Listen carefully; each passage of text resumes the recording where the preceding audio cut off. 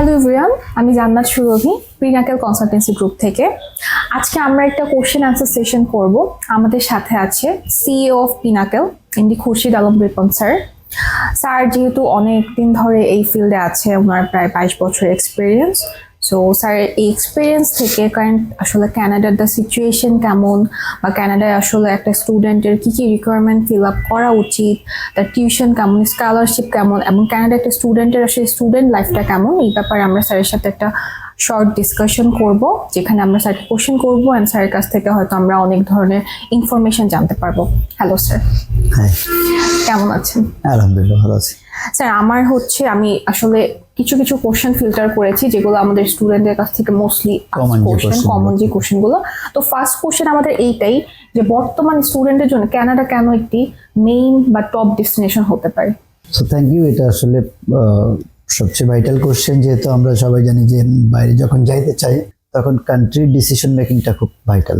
So অনেকগুলো কারণে Canada পছন্দ করবে। নাম্বার ওয়ান হচ্ছে, যদি in terms of quality education ধরি, তাহলে ইউএসএ এবং ইউকে পরে কিন্তু কানাডার অবস্থান। জি, স্টুডেন্টরা জেনে খুশি হবে যে কানাডা কিন্তু সারা ওয়ার্ল্ডের মধ্যে second largest country in terms of area.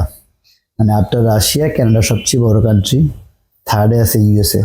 So USA population যেখানে 35-36 কোটি, কানাডার মাত্র 3.5 কোটি। সো এখানে কিন্তু লোক কম আছে, মিনস হচ্ছে আমরা বাংলাদেশ থেকে যারা যায় তারা চিন্তা করে যে ওই দেশে যে সেটেল হইতে চায় সবাই। জি, পড়াশোনা আমি তো 22 বছর কাউন্সিলিং করি, আমি কিন্তু দেখি না যে কেউ কারো উদ্দেশ্য থাকে যে পড়াশোনা শেষ করে বাংলাদেশে চলে আসবো। সো এখানে যে সেটেল হইতে চাই, এবং এত বড় দেশে মাত্র 3.5 কোটি মানুষ, দ্যাট মিনস হচ্ছে ওইখানে কিন্তু সেটেলমেন্টের অপরচুনিটি বেশি। এবং কানাডাই একমাত্র কান্ট্রি যেখানে 3 বছরের মধ্যে পিআর পাওয়া যায়। বিশ্বের কোথাও 5 ইয়ার্স লাগে অ্যাটলিস্ট, যেটা ইউরোপিয়ান কান্ট্রিগুলো 5 ইয়ার্স লাগে, ইউকেতে 10 ইয়ার্স লাগে, ইউএসএতে আরও বেশি সময় লাগে, বাট 3 বছরে পিআর পাওয়া যায়। কারণ ওরা চাচ্ছে কোয়ালিফাইড লোকজন অনেক আসুক, তাদের ইভেন পার্ট টাইম জবটা কিন্তু অনেক ভালো। সো সব মিলাই আমরা যেটা মনে করি যে কানাডা অবশ্যই যারা বাংলাদেশ থেকে যাইতে চায় তাদের জন্য একটা গুড ডেস্টিনেশন। জি। আচ্ছা স্যার, যেহেতু আপনি বললেন যে আমরা আসলে টপ স্টুডেন্ট বা কোয়ালিফাইড স্টুডেন্ট নিতে চাচ্ছি, তাহলে আমরা যদি একটু এন্ট্রি রিকোয়ারমেন্টস নিয়ে একটু কথা বলতে পারি, যে আসলে এন্ট্রি রিকোয়ারমেন্টস কি, বা কানাডা কি কি প্রোগ্রাম প্রোভাইড করতেছে একটা স্টুডেন্টের জন্য, যে ক্ষেত্রে যে কোনো স্টুডেন্ট সে যদি আসলে বাই এনি চান্স তার রেজাল্টও খারাপ হয়, সে যাতে আসলে রিকভার করতে পারে ব্যাপারটা। সো এই ক্ষেত্রে আপনি কি সাজেস্ট করেন তাদেরকে? নর্মালি বলি, কানাডাতে ফাউন্ডেশনে যাইতে পারে, ব্যাচেলারে যাইতে পারে, ডিপ্লোমা ওদের দেশে যেগুলো 2 বছরের ডিপ্লোমা সেগুলোকে বলা হয় কলেজ ডিপ্লোমা, যেটা 3 বছরের ডিপ্লোমা সেটাকে বলা হয় অ্যাডভান্স ডিপ্লোমা, আর যখন 4 বছর কমপ্লিট হবে তখন ব্যাচেলার। আমাদের দেশে তো আপনি জানেন যে অনেক স্টুডেন্ট যদি এরকম থাকে যে অনার্স 4th ইয়ারে যে পড়াশোনা বাদ দিছে, তার মানে আমরা তাকে কাউন্ট করি কি সে এইচএসসি পাস। কানাডাতে কিন্তু সে যখন 2 বছর কমপ্লিট করবে কলেজ ডিপ্লোমার একটা সার্টিফিকেট পাবে, সে চাইলে বাকি 2 বছর আরও সময় নিয়ে করতে পারে ওপেন ক্রেডিট, অথবা সে 3 বছরের অ্যাডভান্স ডিপ্লোমাটা শেষ করে চাইলে 2 বছর জব করার পর আবার ফাইনাল ইয়ার করতে পারে। অনেক স্টুডেন্ট এরকম আছেন যে 2-3 বছর কলেজে করছে, 2 বছর জব করার পরে ফাইনাল ইয়ারটা হয়তো top ranking university of York বা ইউনিভার্সিটি অফ টরন্টো কোথাও থেকে করলো, টোটাল ব্যাচেলার সার্টিফিকেটটা সে কিন্তু ইউনিভার্সিটি থেকে পাবে। এবং ওদের দেশে মাস্টার্স লেভেলে গ্রাজুয়েট সার্টিফিকেটে যাওয়া যায়, যেটা 1 বছরের ডিউরেশন। পোস্ট গ্রাজুয়েট ডিপ্লোমা যেটা, সেটা 2 ইয়ার্সের ডিউরেশন, এবং কেউ চাইলে ডিরেক্ট মাস্টার্সও করতে পারে, সেটা 2 ইয়ার্সের ডিউরেশন। সো ফাউন্ডেশনে যাইতে পারে, ডিপ্লোমাতে যাইতে পারে, ব্যাচেলারে যাইতে পারে, প্রি মাস্টার্সে যাইতে পারে, মাস্টার্সে যাইতে পারে। এন্ট্রি রিকোয়ারমেন্ট যেটা হচ্ছে, সেটা ওদের দেশে ল্যাঙ্গুয়েজ রিকোয়ারমেন্টসটা নর্মালি যেটা হয়, ব্যাচেলারের জন্য 6.5 নো ব্যান্ড লেস দ্যান 6, কোথাও 6 নো ব্যান্ড লেস দ্যান 5.5 থেকে পাইলে অ্যাপ্লাই করতে পারে। বাট মাস্টার্সের জন্য কিন্তু 6.5 নো ব্যান্ড লেস দ্যান 6, এটা 95% ইউনিভার্সিটির, এক্সেপ্ট কিছু কিছু জায়গা আছে যেখানে 6.5 নো ব্যান্ড লেস দ্যান 5.5 থাকলে অ্যাপ্লাই করা যায়। এখন প্রশ্ন হচ্ছে, যদি এরকম কোনো স্টুডেন্ট থাকে যে আইএসএ 5 আছে, সে অ্যাপ্লাই করতে পারবে কিনা? ডেফিনেটলি পারবে। সে অ্যাপ্লাই করতে পারবে কোথায়? যেটা ফাউন্ডেশন প্রোগ্রাম। ফাউন্ডেশনের রিকোয়ারমেন্টস হচ্ছে, ফাউন্ডেশনের 2টা লেভেল থাকে, স্টেজ 1 স্টেজ 2 থাকে। যারা 5.5 আছে, ইন্ডিভিজুয়ালি 5 আছে, তারা ডিরেক্ট স্টেজ 2তে অ্যাপ্লাই করতে পারে। আর যাদের 5 আছে, নো ব্যান্ড লেস দ্যান 4.5 আছে, still they can apply for UTP stage 1। যদি এরকমও থাকে যে কোনো আইএস নেই, তাহলে কিন্তু যারা ইন্টারমিডিয়েট পাস তো normally A level O level যারা করে, এরা ছাড়া কিন্তু ইংলিশ মিডিয়াম হয় না।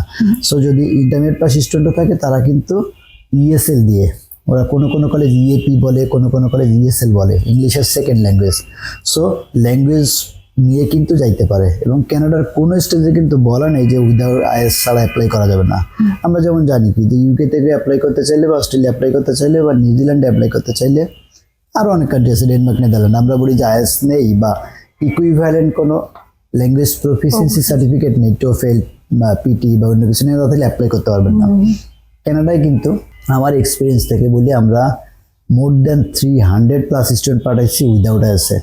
সো উইদাউট আইএস অ্যাপ্লাই করতে পারবে। বাট এইখানে যখন উইদাউট আইএস অ্যাপ্লাই করবে তাকে একটু টেকনিক্যালি ফাইলটা খুব অন্যভাবে সেট আপ করতে হবে। কীভাবে সেট আপ করতে হবে? ভিসা অফিসাররা জানে যে আইএস বা কিছু করতে বাংলাদেশে হয়তো 20-25 হাজার টাকায় এটা কোর্স মানে সব পরীক্ষাও দিয়ে ফেলা সম্ভব। কানাডাতে যদি কেউ ইএসএল বা ল্যাঙ্গুয়েজ কোর্সটা করে তার কিন্তু 4-5 লাখ টাকা, ইভেন 6-7 লাখ টাকা যেতে পারে। ওদের ল্যাঙ্গুয়েজ কোর্সের লেভেলটা থাকে, ডিউরেশন থাকে 2 মাস থেকে 8 মাস, মানে লেভেল 1টা থেকে 4টা। এখন কার কয়টা লাগবে এটা ডিসিশন নেয় যখন উইদাউট আইএসে যাবে। যাওয়ার পরে ইউনিভার্সিটি তাকে একটা প্লেসমেন্ট টেস্ট নেবে বিফোর কমেন্সমেন্ট ডেট। নিয়ে যদি দেখে সে খুব খারাপ, তার 4টা লেভেল দিলে 1 বছর ল্যাঙ্গুয়েজ কোর্স করা লাগতে পারে। অনেকের হয়তো এরকম আছে যে ইংরেজি ভালো বাট আইএসটা দেয়নি, সে যদি ওইখানে যে পরীক্ষা ভালো করে তার কিন্তু 2 মাসেও ল্যাঙ্গুয়েজ কোর্স করা পসিবল।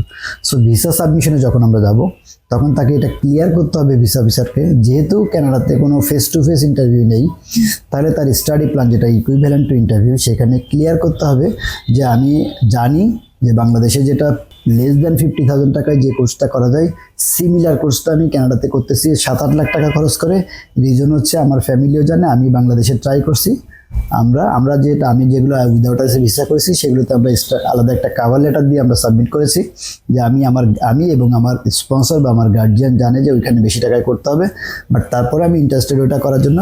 রিজন হচ্ছে ওইখানে গেলে আমি একটা এনভায়রনমেন্ট পাবো, পাশাপাশি বাংলাদেশের ল্যাঙ্গুয়েজ করলে হয়তো ওদের দেশের এক্সেন্ট বা ওদের দেশের ল্যাঙ্গুয়েজের বিটটা ধরতে আমার সময় লাগতে পারে, যেটা আমাকে কোপ আপ করবে ইজিলি ওদের ল্যাঙ্গুয়েজের সাথে মানায় নিতে, যেটা আমি স্টাডি করার সময় আমার জন্য খুব ইজি হবে। এটা লেটার দিলে এটা কোনো প্রবলেম না।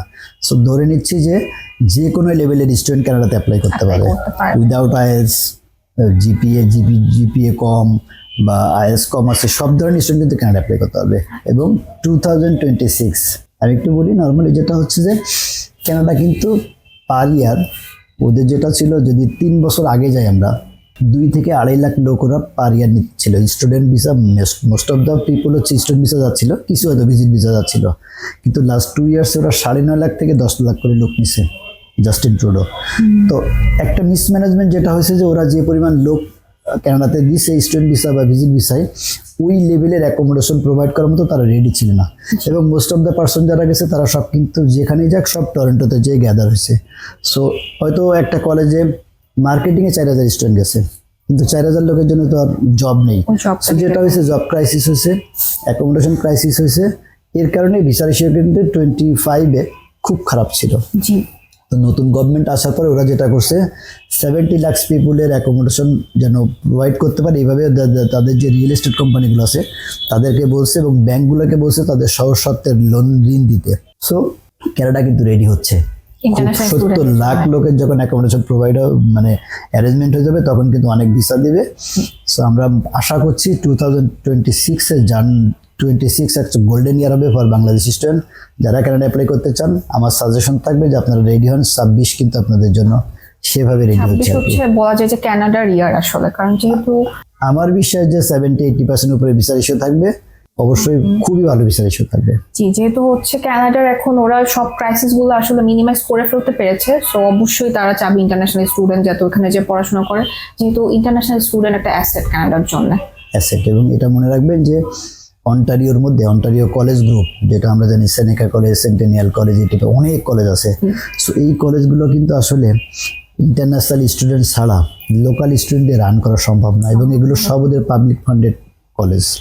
সো প্রচুর কলেজ আছে যেগুলোতে এই 25 সালে যে কম ভিসা হওয়ার কারণে অনেকগুলো কলেজ এটা ভুগতেছে যে হয়তো সব সাবজেক্টের জন্য তাদের ঠিকমতো স্টুডেন্ট হচ্ছে না। সো যেহেতু ওরা তারপরে সময় নিচ্ছে জন্য যেহেতু যাওয়ার পরে এই যে বললাম অনেক লোক ঢুকে গেল, এই কারণে যেটা হলো যে ওদের লোকাল পিপুল দেখলো কি যে বাসা ভাড়াটা $300 হতো সেটা তার $800 লাগতেছে। সো এটা গভর্নমেন্টের উপর একটা প্রেশার আসছে। সো এটা যেহেতু অ্যাকোমোডেশন ক্রাইসিসটা যখনই ওরা রিকভার করে ফেলবে, কলেজগুলো সেভ করতে হবে, ইউনিভার্সিটিগুলোতে ইন্টারন্যাশনাল স্টুডেন্ট দরকার। এবং আমি তো বললাম এত বড় দেশে 3.5 কোটি মানুষ, অনেক, লোক আলটিমেটলি নিতে হবে। ওরা আমেরিকার মতো, আমেরিকা যেমন আমরা জানি যে শুনে থাকবে যে ডিবিতে প্রচুর লোক নিছে। কেন লোক নিছে? কিছু কিছু এরিয়ায় লোকজন খুব কম কারণে। আমি কানাডাতে দেখছি যে এক স্টেট থেকে আরেক স্টেটে যাওয়ার সময় দেখছি 400-500 কিলোমিটার একটা বাড়িও চোখে পড়ে না।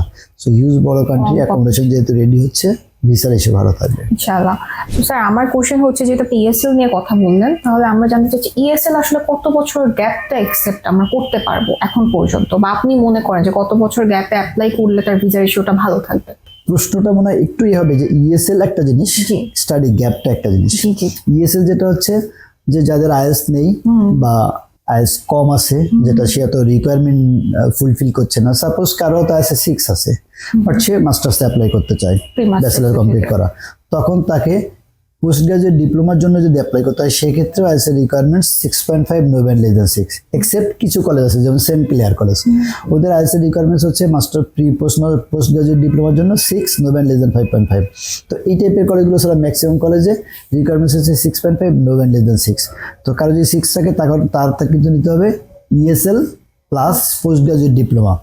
যারা ইন্টারমিডিয়েট পাস আছে তারা আইএলটিএস না থাকলে স্ট্রেট হইতে ইএসএল দিয়ে অনেক টপ র্যাঙ্কিং ইউনিভার্সিটি কিন্তু অ্যাডমিশন নিচ্ছে। Even Memorial University of Newfoundland বা University of Regina, University of Saskatchewan, অনেক ভালো ভালো ইউনিভার্সিটি আছে যারা ইএসএল প্লাস নিচ্ছে। কিন্তু ওই কন্ডিশনটা মানতে হবে, সে যাওয়ার পরে ক্লাস শুরুর আগে তার 6-7 দিন আগে একটা প্লেসমেন্ট টেস্ট হবে 100 মার্কসের উপরে। সেখানে সে 70% পাইলে হয়তো তার ডিরেক্ট মেন কোর্স শুরু করতে দিবে, না হলে ইএসএল দেবে। এখন আছে স্টাডি গ্যাপ। স্টাডি গ্যাপটা আসলে মোর দ্যান 6 মান্থ যদি কোনো স্টাডি গ্যাপ থাকে এবং স্টুডেন্ট যদি আনএমপ্লয়েড থাকে বা কোনো কিছু শো না করা হয়, তাহলে কিন্তু ভিসার পসিবিলিটিস খুব কম। অ্যাডমিশনের ক্ষেত্রে যেটা হয়, যারা এইচএসসি পাস তারা যদি মোর দ্যান 2 ইয়ার্সের গ্যাপ থাকে, অনেক ইউনিভার্সিটি ভর্তি নিতে চায় না। বাট আমার এক্সপিরিয়েন্স হচ্ছে আমি কিন্তু 7-8 বছরের গ্যাপে ইউনিভার্সিটি অফ রেজিনাতে অ্যাপ্লাই করে ভিসা হয়েছে।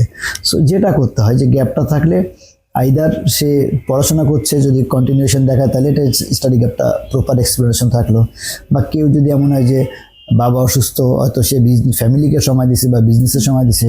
অনেক স্টুডেন্ট এরকম আছে দেখবেন যে 2-3টা ইউনিভার্সিটি গভর্নমেন্টে অ্যাডমিশনে অত মেডিকেলের চান্সের জন্য 2-3 বছর ধরে কন্টিনিউয়াস ট্রাই করে যাচ্ছে, বাট সে চান্স পায়নি।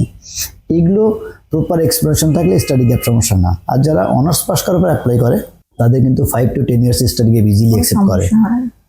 তো এটা অনেকে আবার আইএলটিএস করছে, এটা এক্সপ্লেনেশন দেখায় গ্যাপ, এটা কিন্তু হবে না। আইএলটিএস মানে হচ্ছে যে আমার ল্যাঙ্গুয়েজ অ্যাবিলিটি, এটার এই যদি কেউ বলে 6 মাস ধরে আইএলটিএস এর কোচিং করছি, এটা দেখালে হবে না। বাট প্রপার এক্সপ্লেন করলে স্টাডি গ্যাপ খুব বেশি প্রবলেম হয় না। বাট তারপরে আমি বলি যত স্টাডি গ্যাপ কম তত ভিসার পসিবিলিটিস বেশি।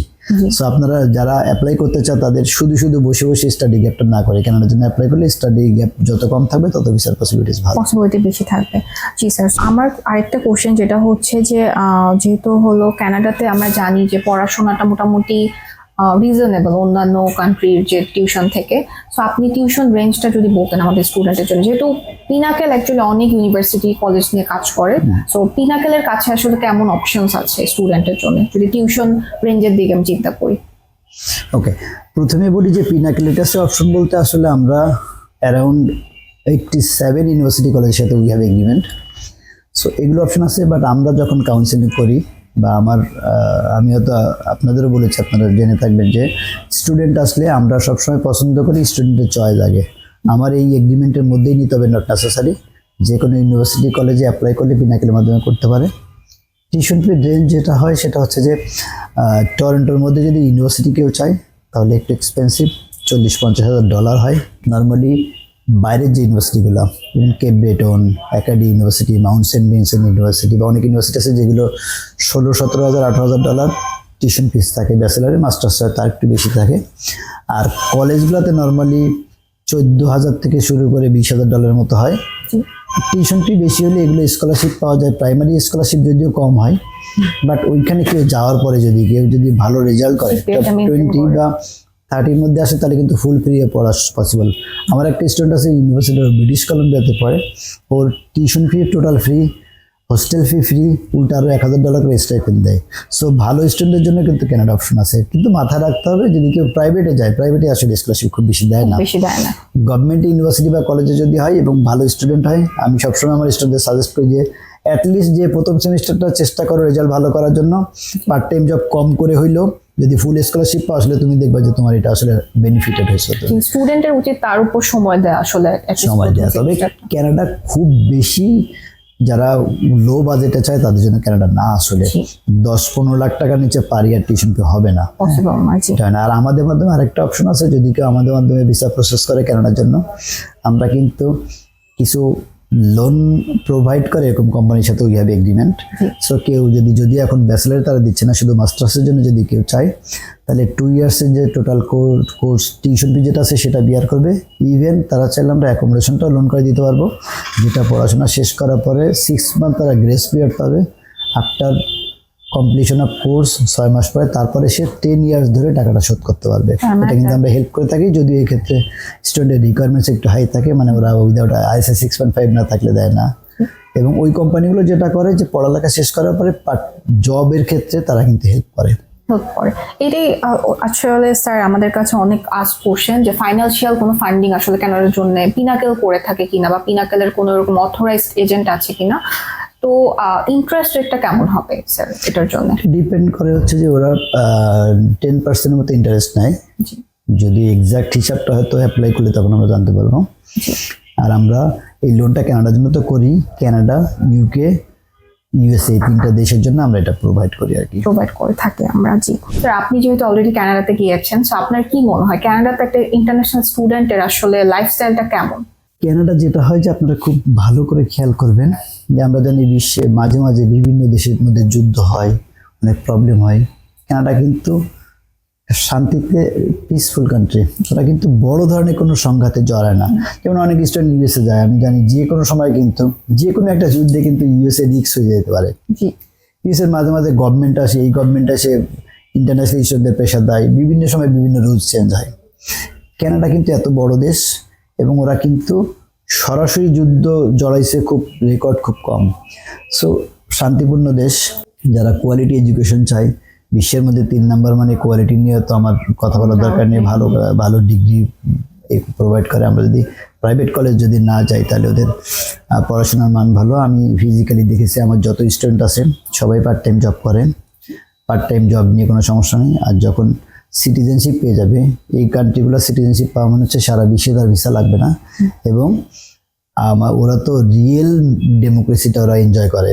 আমরা যেমন হয় আমরা বলি আমরা গণতান্ত্রিক দেশ, আমরা ট্যাক্স দেই, কিন্তু গভর্নমেন্টকে আমার অসুস্থ হইলে আমার চিকিৎসার টাকা দেয় না। কানাডাতে যেটা হচ্ছে যখন সে সিটিজেন হবে তার টোটাল ফিউচারটাই সিকিউরড। কীভাবে সিকিউরড? কেউ যদি আজকে কাজ না করে কালকে গভর্নমেন্টকে ইনফর্ম করবে যে দেখো আমি আনএমপ্লয়েড, তাহলে তার 5টা যে বেসিক নিডস, খাদ্য, বস্ত্র, বাসস্থান, শিক্ষা, চিকিৎসা, এই 5টা খরচের জন্য, স্ট্যান্ডার্ড লাইফ মেনটেন করার জন্য যত খরচ হয় সব কিন্তু গভর্নমেন্ট বিয়ার করবে। তাহলে একটা সিকিউরড লাইফ পাচ্ছে। 3 বছর স্টুডেন্টদের যারা আছে, আমরা আসলে এই কানাডাতে পাঠাইলে, আমরা তো অনেক কান্ট্রিতে পাঠাই, কানাডাতে পাঠাইলে কেউ কখনো বদনাম করে না, এটা একটা ভালো দিক আর কি। ডেফিনেটলি কানাডা স্টুডেন্টদের জন্য ভালো চয়েস। এবং পার্ট টাইম জব আমি সবার সাথে, অনেকগুলো স্টুডেন্টের সাথে লাস্ট মানে আমি 30+ স্টুডেন্টের সাথে মিট করেছি, সবাই কিন্তু স্যাটিসফাইড। সবাই মানে খুশি না হলে কি আমার জন্য গিফট নিয়ে আসতেছে, কি আমার জন্য খাবার রান্না করে নিয়ে আসতেছে, এগুলো তো সে খারাপ থাকলে তার আসছে খুবই না। গ্রেটফুল সে অবশ্যই আপনার প্রতি আর হচ্ছে সার্ভিসের প্রতি, যে কারণে তার এখন পর্যন্ত আপনার সাথে কানেক্টেড। তো স্যার আমার নেক্সট কোশ্চেন হচ্ছে, যেহেতু কানাডা আমরা জানি যে প্রভিন্স ওয়াইজ ওদের একটা PR এর ব্যাপার আছে, আপনি যদি বলতেন যে এখন কারেন্ট সিচুয়েশন আসলে স্টুডেন্টের কোন প্রভিন্স বা তার PR এর জন্য কোন ব্যাপারগুলো খেয়াল রাখা উচিত? নর্মালি যেটা হচ্ছে 2টা জিনিস। একটা, যদি কেউ মনে করে যে আমি কুইক PR পাইতে চাই, তাহলে তার অন্টারিও, ব্রিটিশ কলম্বিয়া বাদ দিয়ে, যেমন সবচেয়ে কুইক PR হচ্ছে মন্ট্রিয়ালে, সবচেয়ে কুইক PR হচ্ছে যে নোভা স্কোশিয়াতে, প্রিন্স এডওয়ার্ড আইল্যান্ড বা সাসকাচুয়ান, এদিকে PR ইজি হয়। বাট অন্টারিওতে আসলে যে PR অনেক খারাপ তা না, ওভারঅল তো 3 ইয়ার্স ওভার PR পাচ্ছে, বাট কিছু কিছু স্টেটে 2 বছরে PR পেয়ে যায়। কম্পিটিশনটা একটু বেশি, বাট ওইটা একটু স্যাক্রিফাইস করতে হবে। যে টরন্টোতে গেলে হয়তো 1 মাসে জব পাচ্ছে, তার ওইখানে গেলে হয়তো 3 মাসে জব পাওয়া লাগতে পারে। আবার একটা জিনিস কিন্তু খুব ক্লিয়ার যে অন্টারিও বা টরন্টোর মধ্যে টিউশন অনেক হাই, লিভিং কস্ট হাই। ওইসব স্টেটে জব একটু দেরি করে পাইলেও লিভিং কস্ট অনেক কম এবং পিআরটা কুইক হয়। টিউশন ফিও কিন্তু কম্পেয়ার করলে অনেক কম। অন্টারিওর কলেজের যে টিউশন ফি ওইখানে ইউনিভার্সিটিতে আছে, পাবলিক ইউনিভার্সিটিতেও তারা এটা তো তোমার আইডিয়া আছে যে পাবলিক ইউনিভার্সিটি টিউশন ফি অনেক কম আছে। স্যার পড়াশোনার পাশাপাশি আসলে পার্ট টাইম জব যেহেতু আমরা জানি অলরেডি আমাদের পিনাকেলের স্টুডেন্টরাই মানে করতেছে অলরেডি, পার্ট টাইম মানে জবের মানে সুবিধাটা কেমন পাচ্ছে তারা, বা তারা কি তাদের টিউশন লিভিংটা তারা নিজেরটা ম্যানেজ করতে পারতেছে নাকি? নর্মালি যেটা হচ্ছে যে এডুকেশন সিস্টেম কানাডার সাথে আমাদের যদি কম্পেয়ার করি, আমাদের দেশে একটা স্টুডেন্ট জানুয়ারিতে ক্লাস শুরু করে, ডিসেম্বরে শেষ করে, হয়তো আবার জানুয়ারিতে ক্লাস শুরু করে। সো ভ্যাকেশন টাইমটা কিন্তু তার নেই। কানাডাতে স্টাডি টাইম পিরিয়ড হচ্ছে 8 মাস, এক বছরের মধ্যে 2টা সেমিস্টার। আমাদের দেশে যখন প্রাইভেট ইউনিভার্সিটিতে যারা পড়ে 3টা সেমিস্টার করে, ওদের 2টা semester. So according to rules হচ্ছে এই 2 ইয়ার্সের যেটা হবে 8 মাসের মধ্যে সে 20 ঘন্টা পার উইক জব করতে পারবে, গভর্নমেন্ট ভাবে অ্যালাউড। বাট ফ্রাঙ্কলি স্পিকিং প্রত্যেকটা স্টুডেন্ট যত সময় ইচ্ছা কাজ করে, ওদের ইমিগ্রেশন পুলিশ বা ইমিগ্রেশন থেকে বা ওদের অথরিটি থেকে কোনো ডিস্টার্ব করে না। আর সবচেয়ে ভালো যেটা হচ্ছে যে সামারে যে 4 মাস ভ্যাকেশন থাকে, ওই সময় ওদের লোকাল পিপুলগুলো এবং ওদের দেশে ওই সময় প্রচুর ভিজিটর আসে, ওদের যারা আসে ওরা ওই 4 মাস খুব খরচ করে। সো ওই সময়ে জবটা অ্যাকর্ডিং টু রুলস হচ্ছে আনলিমিটেড জব, এবং ওই সময় নর্মাল টাইমের চেয়ে স্যালারি থাকে 1.5 টাইমস বা ডাবল থাকে। সো যারা এই 8 মাস পড়াশোনা করে, আমরা সাজেশন দিই যে 8 মাস একটু কম কাজ করে ওই 4 মাসটা ফুল ইনকাম করে নেক্সট ইয়ারের অ্যাকোমোডেশন জন্য তুলতে পারে, অ্যাকোমোডেশন ফি ইজিলি বিয়ার করতে পারে। বাট আমি সবাই বলি যে অ্যাটলিস্ট ফার্স্ট ইয়ারের যে টিউশন ফিসটা সব জন্য যদি কেউ এক সেমিস্টার দিয়ে, যেহেতু আমরা জানি যাওয়া যায়, 4 মাস পরে যে আমি আবার 7 লাখ টাকা ইনকাম করে দিব, এটা টাফ। কখনোই আমরা মনে করি এটা ঠিক না। এই বছরের টিউশন ফিটাও দেশ থেকে নিতে হবে, যেন আপনি একটা সামার ভ্যাকেশন ফুল এনজয় করতে পারেন এবং ওই সামার ভ্যাকেশনে আপনি নেক্সট ইয়ার টিউশন ফিটা উঠাইতে পারেন। আরেকটা সুবিধা হচ্ছে যে আমরা যখন জানি এখান থেকে যখন অ্যাপ্লাই করবে, তখন তার 6 মান্থের টিউশন ফি একবারে দিতে হয়, এক সেমিস্টার শেষ করে আবার টিউশন ফি এক সেমিস্টারটা দিতে হয়। সেকেন্ড ইয়ার থেকে কিন্তু স্টুডেন্ট এটা তার অ্যাকাউন্টে ঢুকে সে কিন্তু চাইলে আরও ইনস্টলমেন্ট বাড়াই নিতে পারবে। সে চাইলে $2,000 দিল বা 5টা ইনস্টলমেন্টে দিল, তখন কিন্তু কলেজ বা ইউনিভার্সিটি তাকে আর প্রেশার দেয় না। এবং আরও একটা জিনিস মেনটেন করতে পারে, সেটা হচ্ছে যে ক্রেডিট স্কোর। অনেক ধরনের লোনের অপশন আছে। কেউ গেল হয়তো 2টা ব্যাংক থেকে 2টা কার্ড নিল, ক্রেডিট কার্ড, $1,000 করে লিমিট পেলো, প্রথমে তত বেশি লিমিট দিবে না। সে হয়তো এই $1,000 খরচ করলো, ডিউ টাইমে যদি পে করে এই স্কোরটা বাড়তে বাড়তে $2,000-3,000 যায়। সো যদি এরকম 5টা কার্ড মেনটেন করে $15,000-20,000 লোন নিতে পারে, সে লোন নিয়ে পড়ুক, যখন তার ডিগ্রিটা কমপ্লিট হবে তখন তো সে ফুল টাইম জব পাবে, তখন সে ইজিলি ইনস্টলমেন্টটা দিতে পারবে। এবং ওদের দেশের এই লোনের জন্য কিন্তু খুব বেশি প্রেশার দেয় না। সো আমি যেটা সাজেশন দিব, একদম গরিব স্টুডেন্ট কানাডাতে অ্যাপ্লাই করবেন না। যারা ফার্স্ট ইয়ারের টিউশন ফি এবং হাতে 3-4 লাখ টাকা নেওয়ার মতো টিকিট সহ এই যে 20-22 লাখ টাকার মতো যদি অ্যাবিলিটি থাকে, দেন তারা কানাডায় যাওয়া উচিত। এবং এরপরে আমি যত স্টুডেন্ট পারেছি, কেউ আমার তো অনেকের গার্জিয়ানের সাথে কথা হয়, কেউ বলেনি যে ওরে 3 মাস পর পর টাকা পাঠাইতে হয়। 2-1 জন বলছে, কারা বলছে, যেমন কেউ হয়তো মেয়ে পাঠাইছে, টরন্টো মেট্রোপলিটন ইউনিভার্সিটিতে পাঠাইছে, টিউশন ফি হয়তো $30,000। অনেকেই গার্জিয়ানরা নিজেরা দেয়, কিন্তু না দিলে কিন্তু প্যারা হয় না। এবং যেহেতু ওপেন ক্রেডিট, কেউ যদি মনে করে ফাইন্যান্সিয়াল একটু প্রবলেম হচ্ছে, সে কিন্তু চাইলে সাবজেক্ট একটু কমাই নিয়ে অ্যাডজাস্ট করতে পারে না। কম ক্রেডিট নিয়ে ফার্স্টে আগালো, তারপরে সে বেশি ক্রেডিট অ্যাড করতে পারে। এক সেমিস্টার টিউশন ফি দিয়ে গিয়েছে, ধরলাম যে ওই স্টুডেন্টের আসল টাকা দেশ থেকে নিতে পারবে না। সো সে যেটা করতে পারে, একটা সেমিস্টার ব্রেক নিল, ইউনিভার্সিটি থেকে কাজ করে নিল, অথবা সে সেকেন্ড সেমিস্টারে যে 2টা সাবজেক্ট নিল, যেখানে তারা তো সপ্তাহে 1 দিন ক্লাস করতে পারে, 6 দিন কাজ করে কাভার করতে পারবে। বাট কষ্ট করার মেন্টালিটি থাকতে হবে। আমি বড় লোকের ছেলে মেয়ে যদি না হই, আমার যদি ফ্যামিলি বছরে আমার জন্য 30 লাখ খরচ না করতে পারে, তাহলে আমাকে পড়াশোনা করতে হবে, আমাকে আমার রান্না করতে হবে, পার্ট টাইম জব করে ইনকাম করে আমাকে এটা অ্যাডজাস্ট করতে হবে। এটা একটা ইন্টারন্যাশনাল স্টুডেন্টের আসলে রিয়েলিটি লাইফ করতে হবে। এটা নিয়ে স্ট্রাগল লাইফ সব জায়গায় আছে। আমি কানাডা আমেরিকা গেছি মানে কালকের থেকে লাখ লাখ টাকা ইনকাম করবো, এইগুলো যারা চিন্তা করে, এগুলো এখন আর এই সময় না কিন্তু আসলে। স্যার, আমাদের লাস্ট যে কোশ্চেনটা সেটা হচ্ছে, পিনাকেল কনসালটেন্সি গ্রুপে একজন শিক্ষার্থীর ক্যারিয়ার গোলটা বুঝে কিভাবে তাকে উপযুক্ত প্রোগ্রাম নিতে সাহায্য করে, এবং একটা শিক্ষার্থীর ক্ষেত্রে মানে তার যে প্রসেস, এটা কিভাবে পিনাকেল আসলে হেল্প করে তাকে? নর্মালি যেটা হয়, আমরা যেহেতু আজকে সেশনটি কানাডা নিয়ে করছি, আমি কানাডা নিয়েই কথা বলি। আমরা পিনাকেল 2004 জুন থেকে আমাদের জার্নি শুরু। আমরা 4 থেকে 10 পর্যন্ত শুধু ইউকেতে স্টুডেন্ট পাঠাতাম। নতুন স্টুডেন্ট যখন ভিসা পায়, তখন তাদের এয়ারপোর্ট রিসিভ করা, অ্যাকোমোডেশন সাপোর্ট দেয়, ইভেন পার্ট টাইম জবে হেল্প করা, এটা পুরনো স্টুডেন্টরা করে। আবার এই স্টুডেন্টরা যখন সাপোর্ট পাচ্ছে, তখন আরেকটা স্টুডেন্ট করে। সো 22 বছরে আমাদের এই ফ্যামিলিটা যেসব দেশে পাঠাই, সব দেশে রেডি হয়ে গেছে। Airport pick up, accommodation, part time জবে সব করলে আমরা সাপোর্ট করি। যদি আমরা কানাডাতে বলি যে ভাই 1 মাসের মধ্যে চাকরি না পেলে আমার জানাইতে, কিন্তু সত্যি কথা যে আসলে সবাই 7-8 দিন 10 দিনের মধ্যে জব পায়, কেউ আর আমাদের ডিস্টার্ব করে না।